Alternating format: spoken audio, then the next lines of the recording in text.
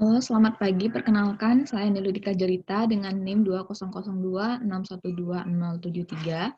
Saya adalah seorang dokter muda yang sedang menjalani KKM di Departemen Anestesiologi dan Terapi Intensif Fakultas Kedokteran Universitas Udayana, RSUP Sanglah, periode 12 Juli sampai 22 Agustus 2021. Pada kesempatan kali ini, saya akan mempresentasikan sebuah topik dengan judul Airway Management atau Manajemen Jalan Napas.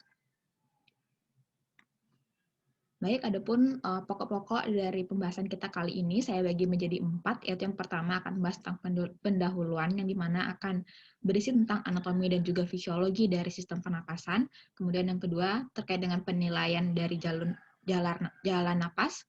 Yang ketiga, persiapan sebelum kita melakukan tindakan airway management ataupun tindakan intubasi. Kemudian yang keempat adalah langkah-langkah atau cara-cara yang dilakukan untuk manajemen jalan napas. Baik, kita masuk ke yang pertama, yaitu pendahuluan, akan membahas tentang anatomi, fisiologi, serta bagaimana sumbatan jalan napas itu terjadi. Yang pertama, kita mulai dengan definisi dari sistem pernapasan terlebih dahulu. Sistem pernapasan adalah suatu sistem yang memiliki fungsi utama untuk memperoleh oksigen dari lingkungan luar tubuh, yaitu dari atmosfer, untuk digunakan oleh sel tubuh dalam proses metabolisme dan mengeluarkan karbon dioksida yang dihasilkan oleh sel-sel sebagai produk dari metabolisme tersebut. Dalam proses sistem pernapasan ini terjadi proses inhalasi, yaitu masuknya oksigen dari luar ke dalam, kemudian eksalasi, yaitu keluarnya karbon dioksida dari dalam tubuh ke lingkungan luar. Untuk sistem pernapasan ini sendiri dapat dibagi menjadi dua, yaitu yang pertama berdasarkan fungsi, dan yang kedua berdasarkan anatomi. Berdasarkan dari fungsinya, sistem pernapasan ada yang dibagi dengan zona konduksi, yaitu zona atau area yang berfungsi untuk jalur hantaran udara serta proses pembentukan suara. Dan yang kedua yaitu zona respirasi, merupakan area terjadinya pertukaran gas dalam paru-paru dan juga sirkulasi kita. Kemudian untuk zona konduksi ini sendiri dimulai dari hidung, mulut sampai ke bronkiolus. Dan untuk zona respirasi dimulai dari ductus alveolaris sampai ke alveolus. Nah, berdasarkan dari anatominya, sistem pernapasan dibagi menjadi dua lagi, yaitu ada sistem pernapasan atas dan juga saluran pernapasan bawah. Untuk saluran pernapasan atas meliputi dimulai dari hidung, kemudian hidung dan mulut, laring sampai ke laring. Sedangkan untuk saluran pernapasan bawah dimulai dari trakea, bronkus, bronkiolus sampai ke alveolus. Baik, kita mulai dari anatominya. Seperti yang sudah saya katakan tadi, untuk sistem saluran pernapasan atas itu dimulai dari nasal cavity, kemudian faring dan juga laring. Nasal cavity ini sendiri meliputi dari hidung dan juga termasuk mulut, kemudian faring, laring. Untuk saluran pernapasan bawah meliputi dari trakea dan paru-paru. Dan paru-paru itu sendiri termasuk diantaranya ada bronkus, percabangan dari trakea, di mana ada bronkus utama, bronkus lobaris, dan juga segmentalis. Kemudian dilanjutkan oleh bronkiolus, ada bronkiolus terminalis dan juga respiratorius, dan alveolus yang yaitu terdiri dari ductus alveolaris dan juga saccus alveolaris. Untuk hidung dan mulut, di sini adalah gambar anatomi dari nasal cavity, di mana keunggulan dari pernapasan kita manusia dapat bernafas atau memasukkan udara melalui hidung maupun mulut. Nah, keunggulan dari pernapasan hidung diantaranya adalah hidung dapat memfiltrasi atau menyaring partikel-partikel dari udara luar yang masuk ke dalam hidung itu sendiri, dikarenakan strukturnya di sini ada konka yang berlapis-lapis, ini berfungsi untuk proses filtrasi, dan juga sebelum konka ini ada bulu atau rambut-rambut hidung. Kemudian pernapasan hidung juga dapat melembabkan udara inspirasi. Kekurangan dari pernapasan hidung yaitu kemungkinan resistensi atau sumbatannya lebih besar dibandingkan dengan mulut, karena strukturnya ini dapat mengalami kongesti atau dapat terbentuk polip, dan juga dapat terjadi pembengkakan dari adenoidnya. Kemudian untuk pernapasan mulut itu sendiri akan menguntungkan ketika kita membutuhkan volume ventilasi yang meningkat. Misalnya ketika kita sedang berolahraga, saat itu paru-paru kita membutuhkan volume ventilasi yang meningkat. Untuk memenuhi kebutuhan ventilasi itu, maka kita dapat melakukan pernapasan dengan mulut agar volume inhalasinya lebih besar dan lebih cepat. Kemudian selanjutnya adalah faring dan laring. Faring itu terletak lebih di atas daripada laring. Faring panjangnya sekitar 12-15 cm dan fungsinya sebagai jalan udara, jalan untuk makan dan minuman, serta resonansi suara. Nah, untuk faring ini sendiri dibagi menjadi 3. Ada nasofaring, yaitu yang berhubungan dengan nasal cavity. Kemudian orofaring, itu yang berhubungan dengan bagian mulut. Dan hipofaring atau laryngofaring, ini yang berbatasan dengan laring. Nah, untuk laring itu sendiri, di sini letaknya di anterior atau di bagian depan dari esofagus, setinggi sekitar C4 sampai C6, dan fungsi utamanya sebagai alat suara dan jalan suara. Sebagai alat suara karena pada laring ini adalah posisi dari vocal cord. Nah, ini adalah untuk anatomi dari laring lebih dekat. Di sini dibatasi oleh epiglotis, kemudian mulai masuk ke laring, di mana di laring ini terdapat vocal cord yang membantu kita untuk mengeluarkan suara. Ini untuk gambar dari vocal cord-nya, ini bagian dari lidah, kemudian ini adalah bagian epiglotis yang sudah diangkat, kemudian ini adalah vocal cord, dan lanjut ke dalam itu adalah struktur trakea, dan juga di bagian belakangnya adalah esofagus. Kemudian selanjutnya untuk trakea. Trakea ini merupakan struktur yang tersusun dari cincin-cincin tulang rawan yang berbentuk U. Panjangnya sekitar 10-13 cm dengan diameter 20-25 mm. Nah, untuk trakea ini dimulai dari laring sampai setinggi sekitar T5 dan berakhir sampai di karina. Karina itu adalah lokasi sebelum terjadinya percabangan menjadi bronkus. Nah, kemudian untuk bronkus itu sendiri merupakan perpanjangan dari trakea yang bercabang menjadi bronkus utama kanan dan juga kiri. Jadi ini trakea, kemudian bercabang menjadi bronkus kanan dan juga bronkus kiri. Nah, untuk bronkus utama kanan itu mempunyai ciri lebih linear daripada trakea, kemudian lebih pendek dibandingkan yang kiri, dan bronkus utama kiri itu, sedangkan untuk bronkus utama kiri dia lebih menyudut atau angular. Nah, untuk percabangan-percabangannya, bronkus ini akan bercabang beberapa kali hingga terbentuk menjadi bronkiolus. Nah, untuk zonanya itu sendiri, dari bronkus sampai ke bronkiolus dan juga bronkiolus terminal itu adalah termasuk dalam zona konduksi atau zona hanya untuk penghantaran udara. Nah, kemudian mulai dari bronkus respiratorius itu termasuk ke dalam zona respiratori, yang kemudian dari bronkus respiratori ini akan terus bercabang hingga terbentuklah alveolar duct, kemudian sampai terakhir yaitu alveolar sacs. Nah, untuk paru-paru sendiri, paru-paru ini merupakan organ sepasang, ada kiri dan kanan, di mana dibungkus oleh suatu lapisan disebut dengan pleura. Pada bagian lapisan yang membungkus bagian paru-paru disebut dengan viscera pleura, dan yang berbatasan dengan rongga torak itu adalah parietal. Nah, di dalam paru-paru itu sendiri yang berfungsi untuk pertukaran udara itu adalah pada bagian alveolusnya. Jadi alveolus dimulai dari terminal bronkiolus, ini adalah batas terakhir dari conduction zone.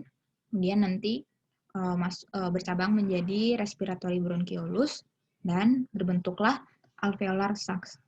Yang dimana sebelum terbentuknya alveolar sacs ini yang bentuknya seperti anggur itu diawali dengan adanya terbentuknya alveolar duct. Dalam alveolar sacs inilah terjadi pertukaran udara antara CO2 dengan oksigen pada kapiler-kapiler yang membungkus atau melewatinya. Nah, dalam alveolus ini terdapat 2 tipe sel. Ada sel alveolus tipe 1 atau pneumosit tipe 1, di mana dia bertugas dalam pertukaran gas. Jadi pertukaran gas itu terjadi dengan melewati dinding sel dari sel pneumosit tipe 1.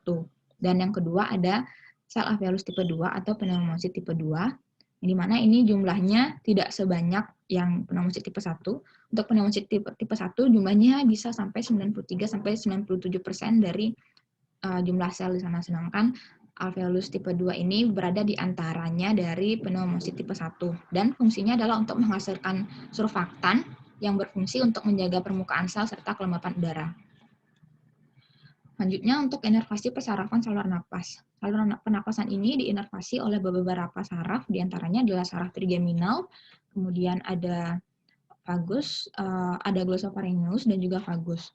Untuk bagian hidung, nasal cavity sampai ke lidah itu diinervasi oleh trigeminal nerve cabang 1 yang ophthalmicus dan juga cabang 2 yang mempersarafi ke bagian maksila, kemudian yang cabang 3 yang mandibular itu mempersarafi hingga sampai ke lidah. Kemudian lidah juga dipersarafi oleh glossopharyngeal nerve atau nervus 9. Ini untuk fungsi sensorisnya yaitu pada sepertiga posterior lidah. Untuk vagus nerve, di sini dia bercabang, ada yang superior laryngeal nerve dan juga recurrent laryngeal nerve. Untuk superior laryngeal nerve ini ada yang external dan juga internal branch, yang dimana dia mempersarafi ke muscle cricotheroid. Sedangkan untuk yang recurrent laryngeal nerve itu mempersarafi ke bagian posterior cricoarytenoid muscle. Nah, kemudian kita lanjut ke fisiologi. Fisiologi dari sistem pernapasan. Dikenal ada dua istilah, yaitu respirasi dan ventilasi. Seringkali ini terjadi kebingungan. Jadi untuk respirasi itu sendiri adalah suatu pernapasan. Respirasi inilah yang dikenal dengan namanya pernapasan, yang dimana respirasi atau pernapasan ini adalah proses pertukaran gas antara suatu organisme dengan lingkungan yang terjadi di tingkat paru-paru dan tingkat jaringan. Nah, jadi respirasi ini dibagi lagi menjadi dua. Ada respirasi internal dan juga respirasi eksternal. Seperti yang definisinya, yang terjadi di paru-paru itu adalah respirasi eksternal. Dan yang terjadi di tingkat jaringan atau terjadi pada tingkat sel itu adalah respirasi internal. Sedangkan pengertian dari ventilasi itu sendiri adalah suatu proses pertukaran udara ke dalam dan keluar paru. Jadi hanya proses pertukaran saja. Dalam hal ini berarti ventilasi merupakan adalah fungsi inspirasi dan ekspirasi paru-paru. Sedangkan untuk fungsi pertukaran gasnya di dalam paru dan juga sel itu adalah fungsi dari respirasi. Nah, ini adalah skema atau gambaran dari terjadinya respirasi eksternal dan juga internal. Nah, udara itu akan masuk ke paru-paru karena adanya perbedaan atau gradien tekanan udara luar dan juga dengan tekanan dalam paru-paru. Nah, untuk proses inspirasi itu terjadi karena otot-otot pernapasan ataupun otot-otot bagian dada itu mengalami kontraksi sehingga rongga dada itu mengembang dan menyebabkan volume intratorak itu meningkat. Ingat bahwa volume dan tekanan itu berbanding terbalik. Apabila volumenya meningkat, maka tekanannya akan menurun atau menjadi negatif. Nah, tekanan di dalam rongga paru ini yang negatif itu akan menyebabkan udara dari luar yang tekanannya positif masuk ke dalam paru-paru sehingga terjadilah inspirasi. Sedangkan untuk ekspirasi ini umumnya bersifat pasif atau dapat terjadi tanpa kontraksi dari otot-otot pernapasan. Nah, tapi dapat juga terjadi atau membutuhkan bantuan otot-otot pernapasan ketika kita ingin melakukan ekspirasi maksimal. Nah, untuk respirasi eksternal itu prosesnya yang pertama, ventilasi atau pertukaran gas antara atmosfer dan kantung udara alveolus di paru-paru.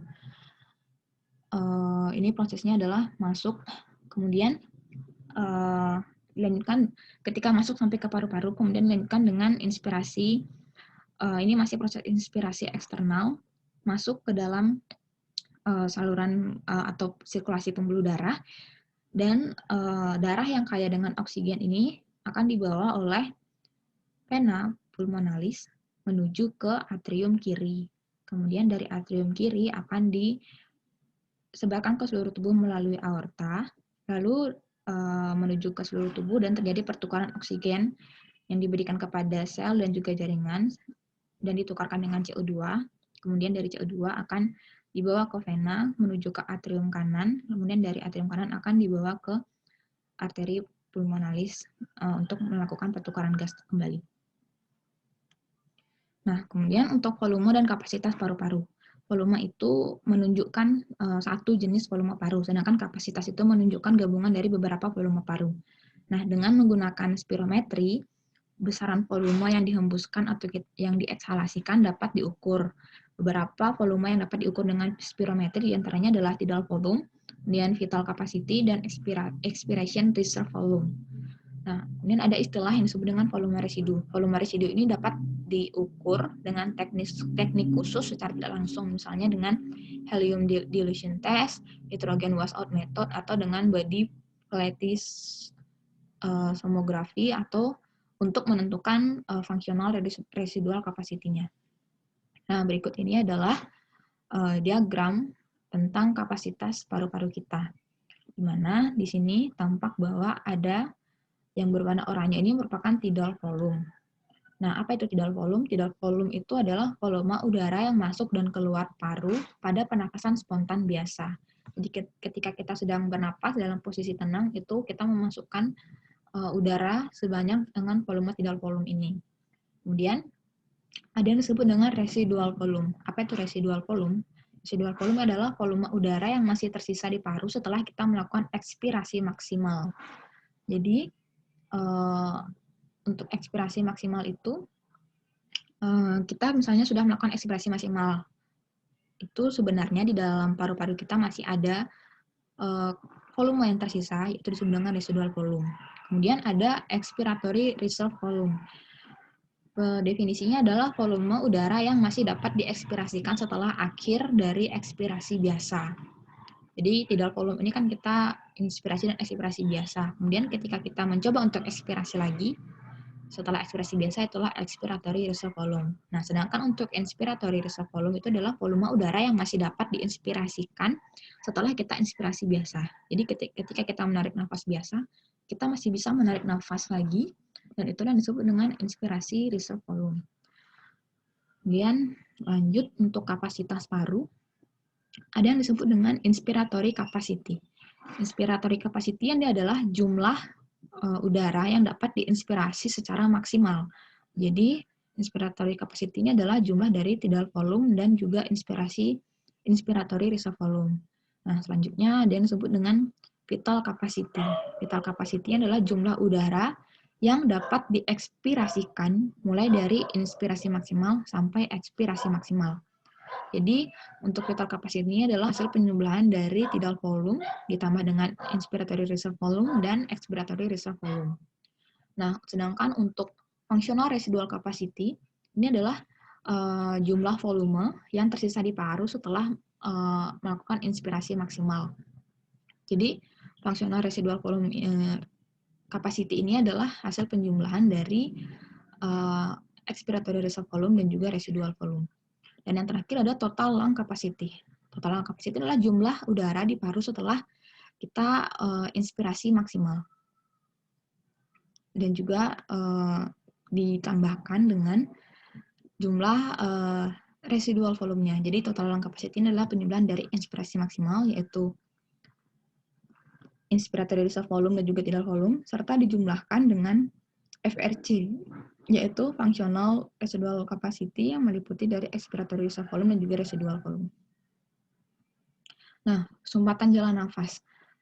Sistem pernapasan kita ini dapat terganggu fungsinya apabila terjadi sumbatan jalan nafas. Di mana sumbatan jalan nafas ini dapat terjadi karena yang pertama adanya cairan, bisa itu misalnya mukus atau mungkin cairan yang menyumbat hidung dan juga saluran nafas.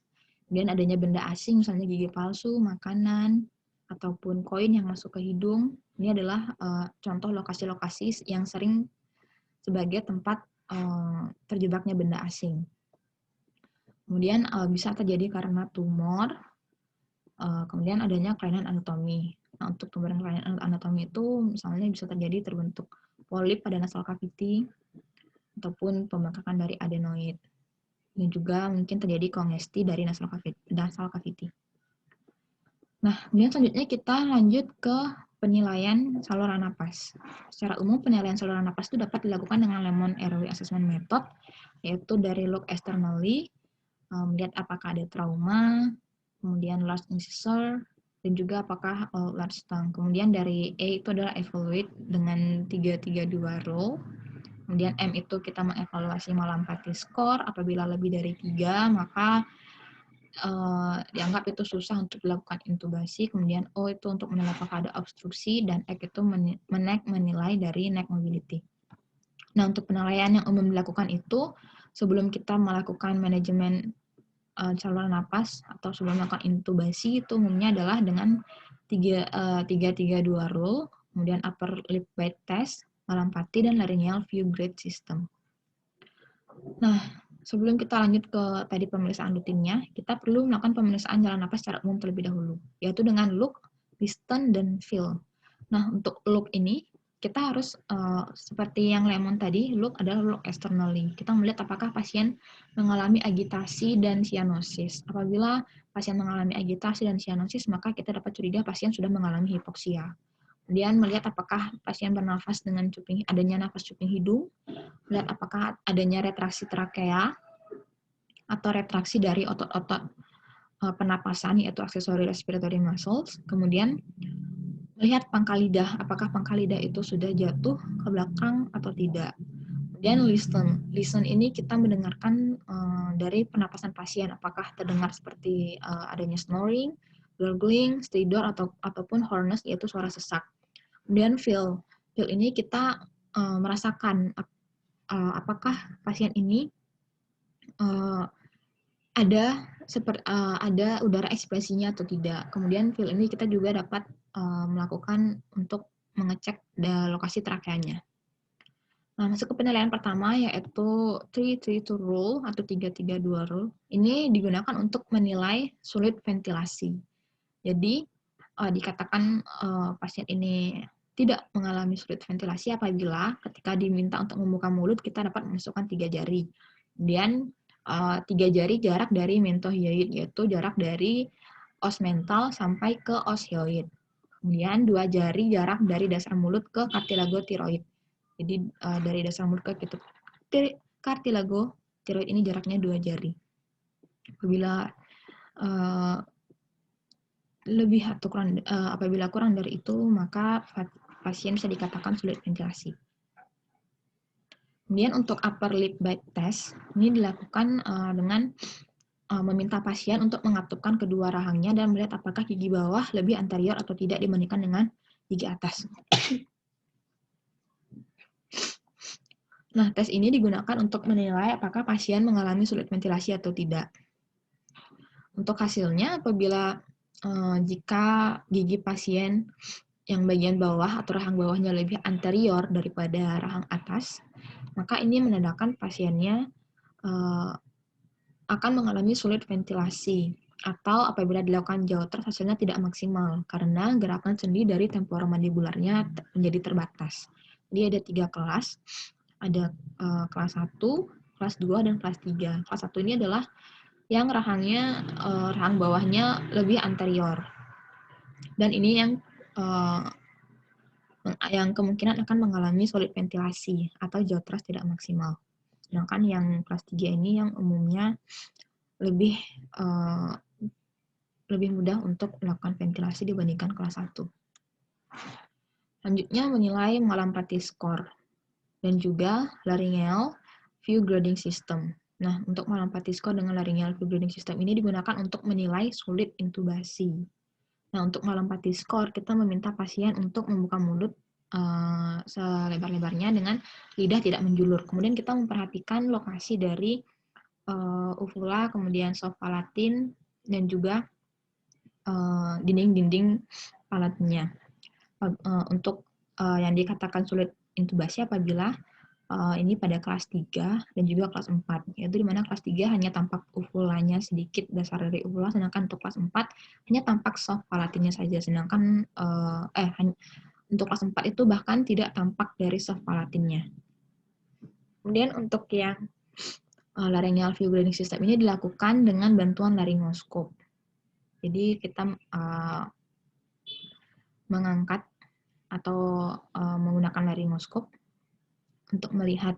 Di sini ada 4 grade. Untuk grade 1 itu kita dapat melihat glotis dengan full, dengan baik. Untuk grade 2 ada 2A dan 2B. Untuk grade 3 ini hanya epiglotisnya yang terlihat, sedangkan untuk glotisnya tidak tampak, sedangkan grade 4 bahkan tidak ada struktur dari glotis yang tampak. Kemudian kita lanjut ke pembahasan kita yang ketiga, yaitu persiapan.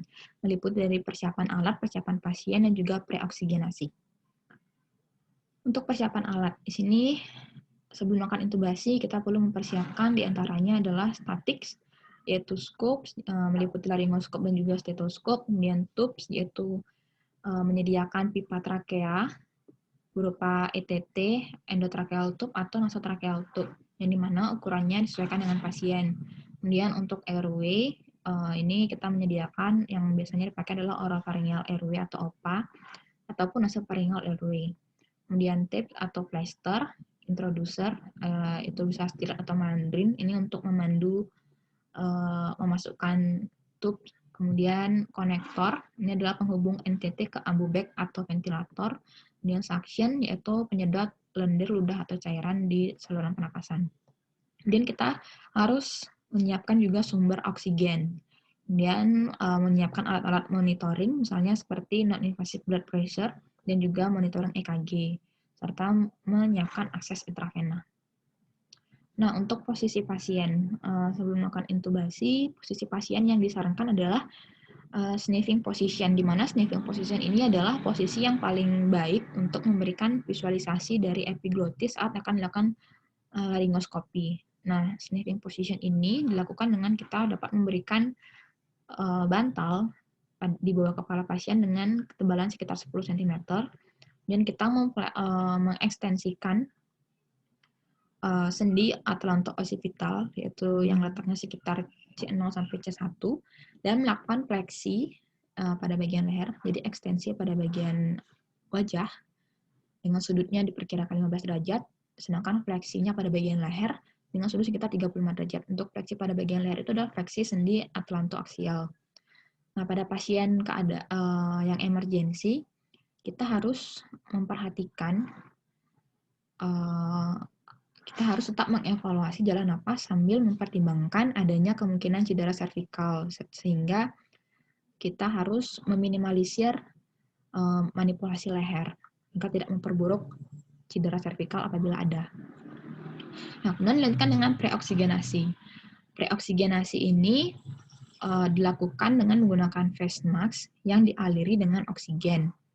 Nah, tujuannya adalah untuk memenuhi kebutuhan normal oksigen, yaitu sekitar 200-250 ml per menit. Nah, selain itu, tujuan dari preoksigenasi adalah untuk mengganti nitrogen pada functional residual capacity dengan oksigen, atau biasanya disebut dengan denitrogenisasi. Selain itu, preoksigenasi ini juga untuk memenuhi cadangan oksigen sebelum intubasi. Dan preoksigenasi ini dilakukan dengan memberikan oksigen 100%, alirannya cukup tinggi, yaitu sekitar 10-12 liter per menit, kemudian diberikan selama sekitar 3-5 menit. Nah, apabila kita sudah melakukan preoksigenasi dan functional residual capacity telah terisi, maka cadangan oksigen tersebut dapat memperpanjang periode apnoe hingga 5-8 menit. Jadi periode apnoe inilah yang digunakan untuk kita memasangkan endotracheal tube atau melakukan intubasi. Nah, untuk terapi oksigen yang diberikan itu dapat melalui beberapa alat, misalnya nasal kanul. Ini aliran oksigennya mulai dari 1 liter per menit sampai 5 liter per menit. Nah, untuk kalau dengan menggunakan nasal kanul, apabila kita menggunakan 5 liter per menit, ini akan membuat pasien tidak nyaman. Nah, ini adalah konsentrasi O2 atau fraksi oksigen yang masuk atau didapatkan apabila kita memberikan oksigen dengan menggunakan nasal kanul. Kemudian yang kedua dengan simple face mask. Ini aliran oksigennya dapat diberikan 6-10 liter per menit, dan fraksi inspirasi oksigennya bisa dari 35-60%. Sedangkan untuk non-rebreathing mask, ini adalah face mask yang digunakan, yang dimana ada katup sehingga udara yang sudah diekspresikan tidak dapat diinspirasi kembali. Nah, untuk aliran oksigennya dapat diberikan mulai dari 6 liter per menit sampai 15 liter per menit. Dan konsentrasi atau fraksi oksigennya pun meningkat sejalan dengan peningkatan aliran oksigen yang diberikan. Kemudian yang keempat ada ventorimas. Aliran oksigennya dimulai dari 4 liter per menit. 4 sampai 8 liter per menit ini memberikan fraksi oksigen 24 sampai 35%. Sedangkan untuk 10 sampai 12 liter per menit memberikan fraksi oksigen 40 sampai 50%. Ini adalah gambar dari alat-alat pemberian oksigen tadi. Ini adalah gambar dari nasal kanul. Jadi hanya berupa selang dan dipasangkan seperti ini. Kemudian ada simple face mask yang umum dipakai. Kemudian ada non-rebreathing mask. Ini terdapat katup atau arah. Jadi ketika pasien melakukan ekspirasi, udara yang sudah diekspresikan tidak akan diinspirasi kembali. Kemudian ada venturi mask. Nah, kita lanjut ke yang 4, yaitu manajemen jalur pernapasan. Untuk manajemen jalur pernapasan, kita dapat membuka dan mempertahankan jalan napas dengan beberapa cara. Yang pertama dengan cara manual, yaitu dengan triple airway maneuver. Yang kedua dengan menggunakan alat sederhana, yaitu kita dapat menggunakan OPA atau oropharyngeal airway, kemudian NPA atau nasopharyngeal airway. Atau kita dapat menggunakan alat lanjutan, yaitu berupa supraglottic airway devices. Di antaranya ada LMA atau laryngeal mouth airway dan juga combi tube. Atau kita dapat menggunakan yaitu endotracheal tube. Baik, kita bahas satu persatu, mulai dari yang manual yaitu triple airway maneuver. Triple airway maneuver itu di antaranya meliputi dari head tilt, di mana kita di sini menekan dahi pasien dan kepalanya diekstensikan. Akan tetapi kita saat melakukannya jangan mengangkat leher. Jadi yang digerakkan itu adalah kepala pasien. Kemudian dibantu dengan melakukan chin lift. Chin lift ini adalah kita mengangkat dagu ke atas atau ke bagian anterior sehingga seperti ini pada gambar, dan kita harus menghindari hiperekstensi. Dan yang ketiga adalah jaw thrust. Ini dilakukan dengan memegang angulus mandibula, kemudian didorong ke arah ventral atau ke atas. Dan ini yang aman dilakukan apabila pasien dicurigai atau sudah mengalami cedera servikal. Jadi dengan triple airway maneuver ini dapat membuka jalan napas pasien. Kemudian untuk yang alat sederhana. Pertama dengan oropharyngeal airway, OPA atau biasanya disebut dengan Guedel airway. Jadi bentuknya seperti ini, ada ukurannya sesuai dengan pasiennya, dan pengukurannya itu dilakukan seperti pada gambar, diukur dari midpoints of incisors atau dari mulut sampai ke sudut mandibulanya. Nah, itulah ukuran dari OPA yang sesuai dengan pasien. Nah, indikasi pemasangan OPA ini adalah pada pasien yang tidak sadar dengan ada atau tidak adanya nafas spontan. Jadi misalnya pasien yang tidak ada nafas spontan ataupun masih ada nafas spontan dapat dilakukan pemasangan OPA. Dan juga pada pasien yang tidak ada refleks gap. Tujuannya dari pemasangan OPA ini adalah untuk menahan agar lidah tidak jatuh ke belakang. Kemudian sebagai fasilitas suction dan mencegah lidah atau ETT tergigit. Nah, ukurannya harus sesuai. Jadi penting melakukan pengukuran ini karena apabila OPA-nya ukurannya kebesaran itu berarti panjangnya juga semakin panjang. Maka itu dapat menutup epiglotis. Apabila kekecilan, itu akan membuat pangkal lidah jadi terjatuh karena akhirnya tidak dapat menahan pangkal lidah. Nah, komplikasi dari pemasangan OPA ini adalah bisa terjadi obstruksi jalan napas total. Itu misalnya akibat dari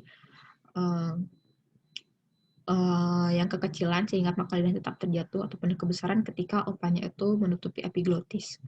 Kemudian dapat terjadi laryngospasme akibat odema dan juga dapat terjadi muntah. Jadi ini gambaran setelah dilakukan pemasangan OPA. Jadi ini lidah akan ditahan oleh OPA itu sendiri sehingga tidak jatuh ke pangkal dan udara tetap bisa masuk dalam salurannya ke saluran napas. Nah, untuk nasopharyngeal airway atau NPA ini serupa dengan OPA, tetapi sesuai dengan namanya dia dipasangkan melalui hidung. Jadi indikasi pemasangannya ini adalah untuk pasien yang tidak sadar atau pasien setengah sadar dengan nafas yang spontan. Jadi pasien harus nafas spontan. Apabila pasien tidak bernafas spontan, maka tidak dapat dilakukan pemasangan NPA ini. Dan NPA ini juga dapat dilakukan apabila terjadi kesulitan dalam pemasangan OPA dan dapat dilakukan pada pasien yang masih memiliki refleks gap. Nah, tujuannya adalah untuk membentuk jalan napas buatan dengan ujung yang terletak di belakang lidah. Jadi pengukurannya, ukurannya ini harus sesuai juga, karena ini mirip dengan OPA tadi. Pengukurannya itu dilakukan dari sudut mandibula sampai ke hidungnya. Kalau untuk OPA sampai ke mulut, kalau NPA sampai ke hidung. Kemudian komplikasi dari pemasangan NPA ini dapat terjadi kerusakan mukosa nasal dan juga laryngospasme akibat dari odema. Nah, ini adalah ilustrasi dari pemasangan OPA dan NPA. Inilah ilustrasi dari pemasangan OPA. Jadi saat kita akan memasang OPA, itu tidak langsung dimasukkan dalam bentuk seperti ini. Jadi kebalikannya dulu, kemudian nanti secara perlahan ketika sudah masuk, barulah diputar untuk menahan lidah seperti ini. Nah, untuk pemasangan NPA, pastikan untuk mengukur, kemudian memposisikan agar ke sniffing position tadi, agar visualisasinya juga jelas. Ini juga pemasangannya sama dengan yang OPA, jadi tidak langsung mengikuti jalur hidungnya, tapi dibuat kebalikannya dulu. Kemudian setelah masuk, baru diputar 180 derajat. Sehingga dapat menahan seperti ini.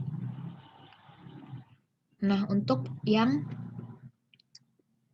alat lanjutan, yaitu supraglottic airway devices. Di antaranya ada contohnya nih laryngeal mask airway atau LMA. Bentuknya ini yang seperti daun. Inilah yang nanti dimasukkan ke dalam laring, dalam angka laring. Di mana ini struktur anatominya terdiri dari ada cuff-nya, kemudian ini adalah airway tube, kemudian ada ini untuk pemasangan konektornya, dan ini adalah saluran untuk mengembangkan atau pilot balonnya di sini. Nah, ini adalah proses pemasangannya. Dilakukan seperti ini dan diletakkan seperti ini. Nah, kemudian yang untuk SAD atau supraglottic airway devices yang kedua yaitu ada combi tube airway. Combi tube airway ini bentuknya seperti ini. Jadi ini ada gabungan dari dua tube. Ada yang nantinya akan masuk ke tracheoesophageal lumen yang berwarna putih, yang letaknya lebih di bawah, sedangkan yang warna biru laryngeal lumen ini letaknya lebih di atas. Dan tentu ada dua saluran untuk mengembangkan cuff-nya ini. Nah, untuk combi tube ini biasanya digunakan untuk blind intubation atau tanpa menggunakan laryngoskop. Kenapa cuff-nya ada dua? Ini sebenarnya memberikan keuntungan karena apabila, ini pada ilustrasi gambar pemasangannya, karena apabila misalnya tube yang pertama masuk ke esofagus, itu aliran udaranya tetap bisa masuk melalui ini, pharyngeal lumen perforation ini. Jadi oropharyngeal balon ini yang akan mengembang di orofaring, dan yang di distal ini yang bisa masuk ke esofagus ataupun ke trakea. Nah, namun apabila misalnya dia sudah benar masuk ke trakea, maka tidak ada ruginya juga, aliran udaranya tetap bisa masuk. Kemudian selanjutnya ada endotracheal tube atau ETT. Ini keuntungannya menggunakan ETT adalah menjaga jalan napas tetap terbuka, mengurangi risiko aspirasi, sebagai fasilitas suction trakea, sebagai fasilitas pemberian oksigen konsentrasi tinggi, namun juga mempunyai beberapa komplikasi, di antaranya dapat menyebabkan hipoksia, dapat menyebabkan trauma, dapat menyebabkan muntah, hingga aspirasi dari isi lambung, kemudian menyebabkan hipertensi, disritmia jantung, intubasi satu paru, intubasi esofagus, hingga terjadinya cardiac arrest akibat vagal reflex. Jadi oleh karena ini pemasangannya sampai endotracheal, sampai di bawah trakea, ini apabila dia ternyata masuk ke salah satu cabang bronkus saja, maka terjadilah intubasi satu paru. Namun kemudian apabila kita salah memasukkan dan memasukkannya sampai ke esofagus, nah itu nanti dapat menyebabkan aspirasi isi lambung. Nah, sebelum kita melakukan pemasangan dari ETT, kita perlu menyiapkan beberapa alat, di antaranya yang pertama laringoskop. Mana laringoskop ini terdiri dari blade atau bilah dan juga handle atau gagang. Jadi ini adalah blade-nya atau bilahnya, ini adalah gagangnya. Untuk blade-nya ini sendiri mempunyai ukuran yang berbeda-beda. Untuk dewasa umumnya memakai ukuran nomor 3 atau 4, untuk anak-anak nomor 2, untuk bayi nomor 1. Kemudian ingat untuk memasangkan blade dengan handle, dan kita harus mengecek lampu dan pastikan lampunya itu menyala dengan terang. Jadi untuk handlingnya seperti ini menggunakan tangan kiri. Dan ketika kita akan membuka atau memvisualisasi, kita harus mengangkat laringoskopnya. Jadi bukan mengungkit, tapi mengangkat ke anterior seperti ini. Jangan mengungkit. Kemudian selanjutnya menyiapkan endotracheal tube-nya itu sendiri. Yaitu kita harus memilih ukuran yang sesuai. Ukurannya itu yang dilihat adalah dari ID atau internal diameternya. Untuk yang dewasa umumnya internal diameternya itu 6,5, 7 atau 7,5. Untuk anak-anak internal diameternya itu menggunakan rumus, yaitu 4 ditambah usia dibagi 4. Untuk bayi yang prematur menggunakan diameter 2,5, untuk bayi yang etom itu 3 atau 3,5. Nah, untuk ET ini kita harus selalu menyiapkan satu ukuran di atas atau di bawah dari yang sudah kita tentukan. Kemudian kita memilih ET yang direkomendasikan adalah yang high volume low pressure cuff, yaitu yang seperti ini, high volume low pressure cuff. Jadi yang cuff-nya ini tidak kaku. Sedangkan yang kaku ini adalah yang low volume high pressure cuff. Nah, kemudian untuk ET ini sendiri ada dua. Ada yang sekali pakai, tapi ada juga yang reusable. Nah, untuk misalnya kalau kita memakai yang reusable ini, pastikan sebelum kita memasukkannya, kita harus mengecek cuff-nya dapat mengembang dengan sempurna dan juga mengecek potensi dari lubang endotracheal tube-nya. Untuk yang sekali pakai ini umumnya dia menggunakan cuff yang high volume low pressure. Kemudian persiapan lain itu diantaranya harus menyiapkan Spide 20 cc ini untuk mengembangkan cuff-nya, kemudian hand glove steril, kemudian kayu jelly atau jelly yang water based untuk lubrikan, kemudian forceps magil, inilah forceps magil.